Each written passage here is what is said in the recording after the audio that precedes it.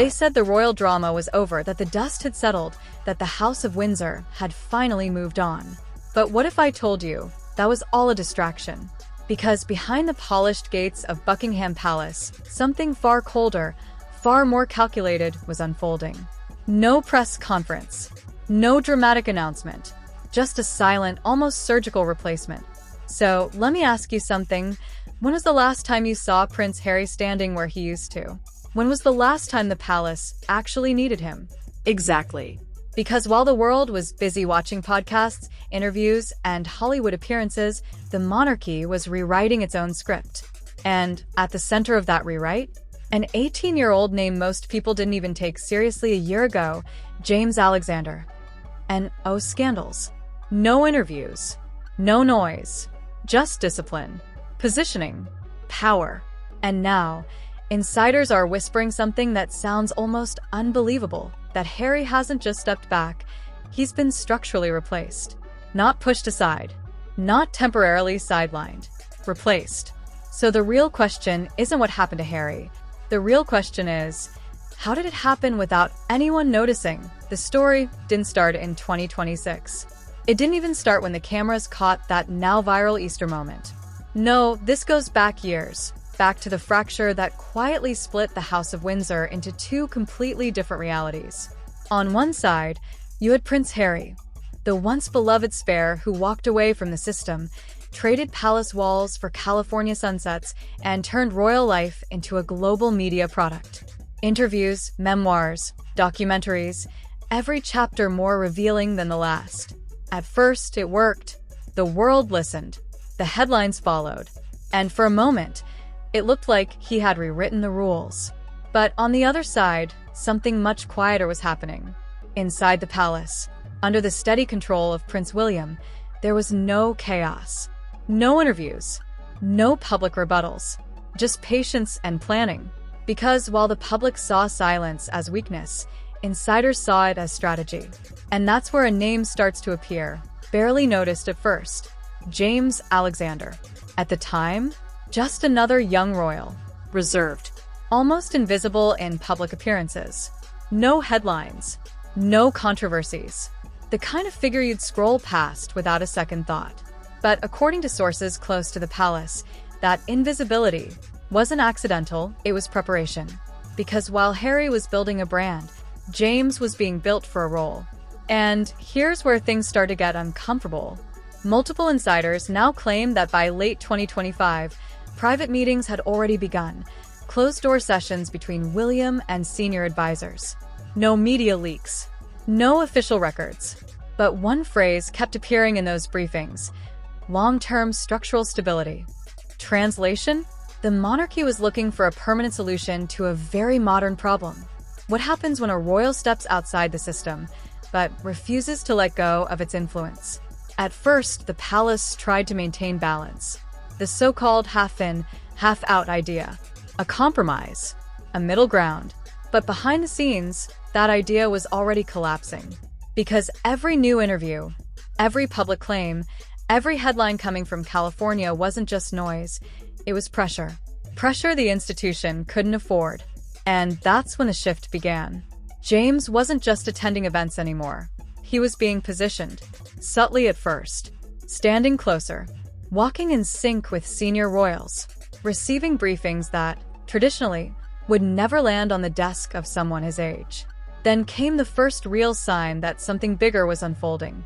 A leaked internal note, never officially confirmed, but widely circulated among royal watchers, suggested that James had been included in restricted-level diplomatic preparations for upcoming international engagements.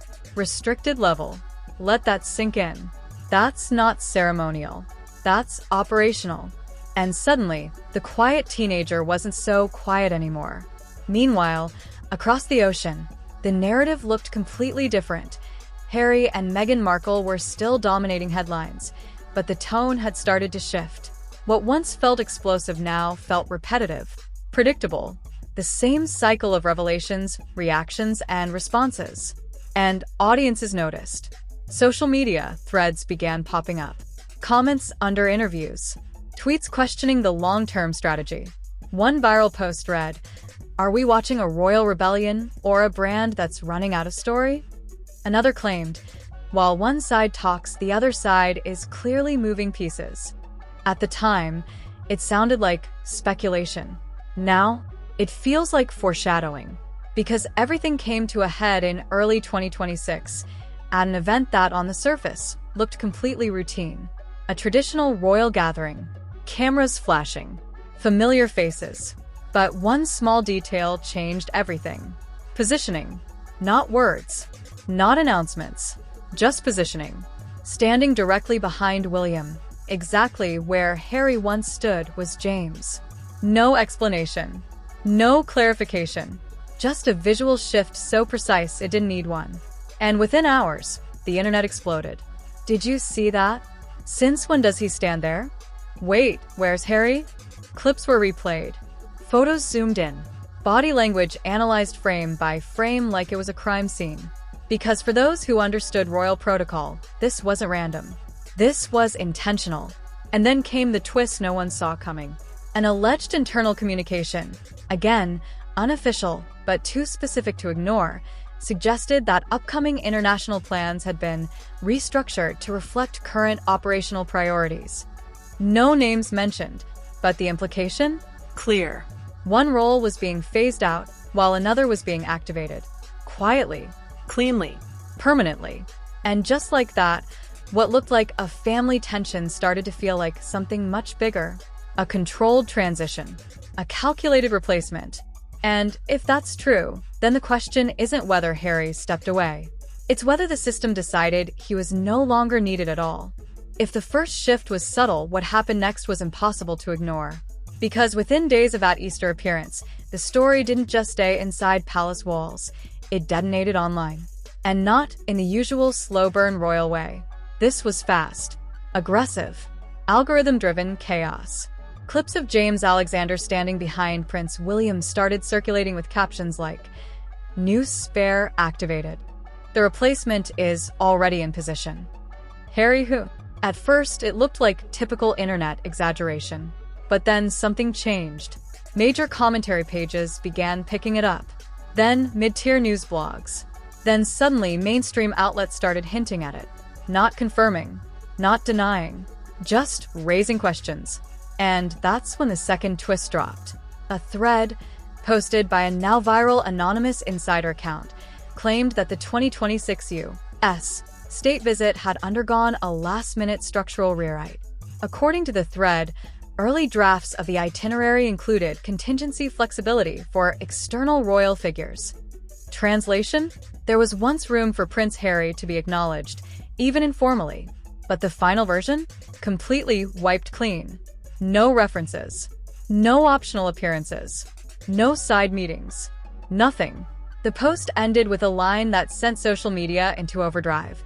This wasn't exclusion. This was replacement protocol. Within hours, the hashtag royal swap started trending. And then came the reactions.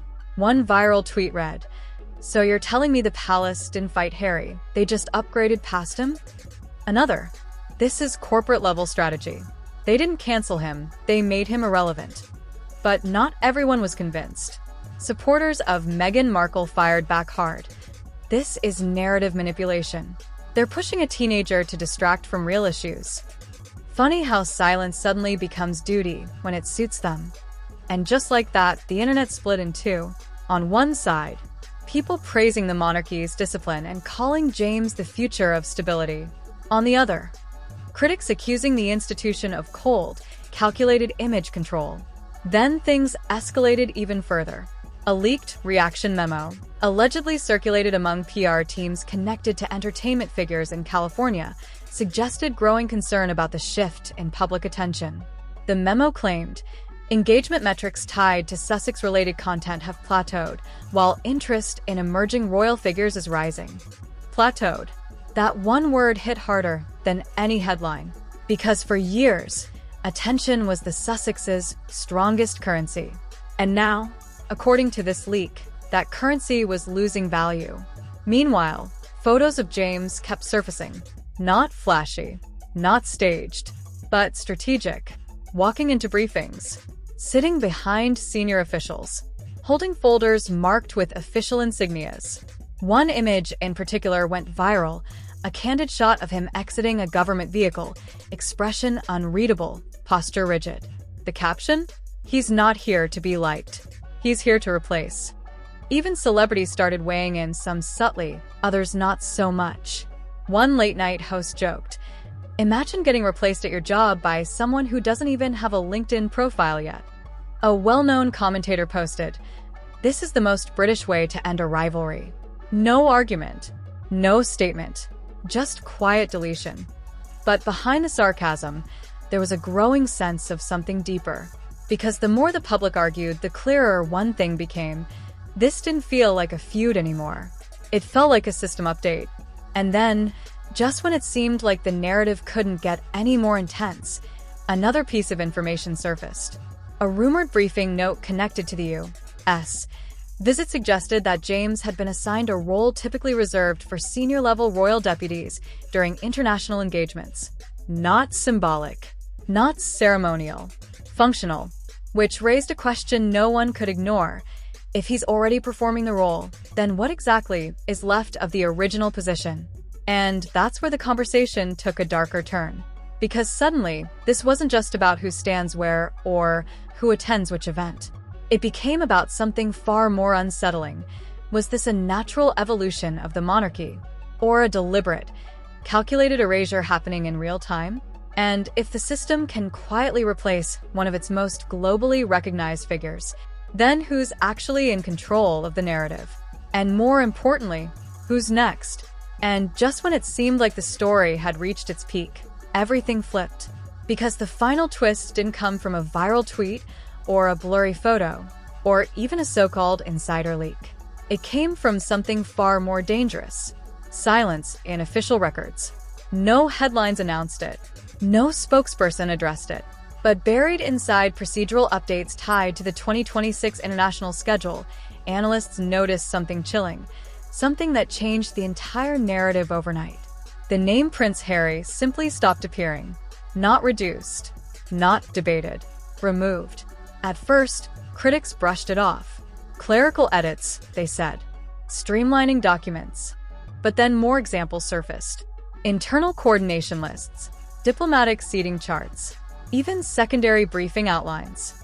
All consistent, all aligned, all missing the same name. And in its place, a pattern. James Alexander appearing more frequently, more centrally, more officially. Not as a guest, not as a placeholder, but as an integrated part of the system. That's when one analyst dropped a statement that sent shockwaves through political and media circles. This isn't about succession.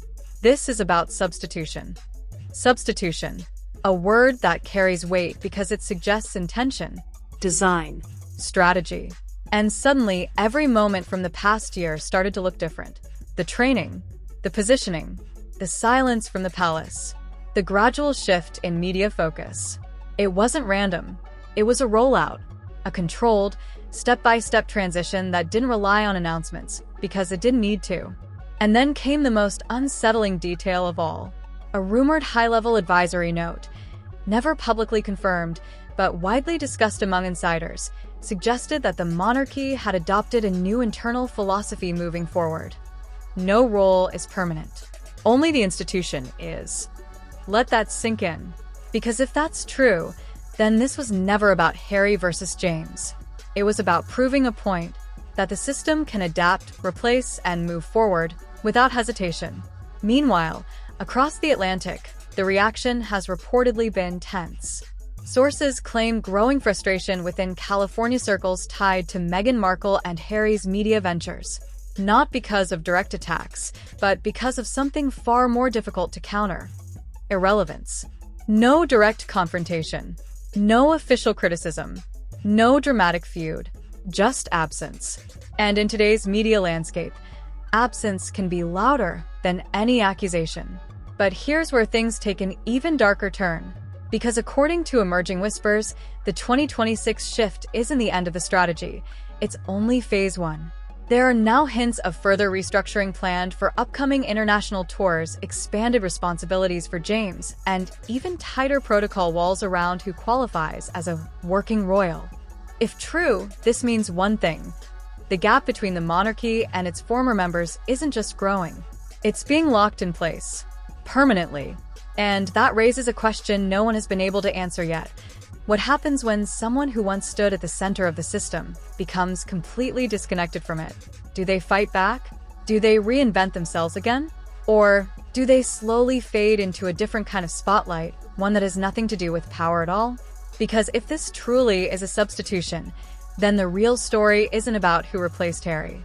It's about whether Harry even has a role left to return to. And just as the world begins to process this shift, insiders are already hinting at another development on the horizon. A closed-door meeting, a revised protocol draft, and a potential announcement tied to the next phase of Royal International Strategy. No details yet, just whispers. But if the past year has proven anything, it's that the biggest moves don't come with warnings. So the question now isn't whether the story is over. It's what the next move will be and who it will impact next. So now you've seen the full picture, not the headlines, not the PR version, but the pattern behind it all. A royal figure steps back, a new one steps forward, and without a single dramatic announcement, the entire structure begins to shift. No confrontation, no official war, just quiet, calculated replacement. But here's the part no one is talking about. If the system can move on this smoothly, this silently, then was Prince Harry ever truly indispensable? Or was he simply the first test case in a much bigger strategy? And what about Meghan Markle? Does this shift weaken their global influence or push them into an even more aggressive spotlight? Then there's the biggest question of all. Is James Alexander really just the beginning? Because if this is phase 1, what does phase 2 look like? More replacements? More silent restructures? Or something even more unexpected? I want you to think about this carefully. Is this stability or control? Is this evolution or erasure? Drop your thoughts in the comments right now, because this isn't just a royal story anymore. This feels like something much bigger. And if you think this is where it ends, you haven't been paying attention. Make sure you like the video, subscribe to the channel, and turn on notifications, because the next update on this story, it might change everything again.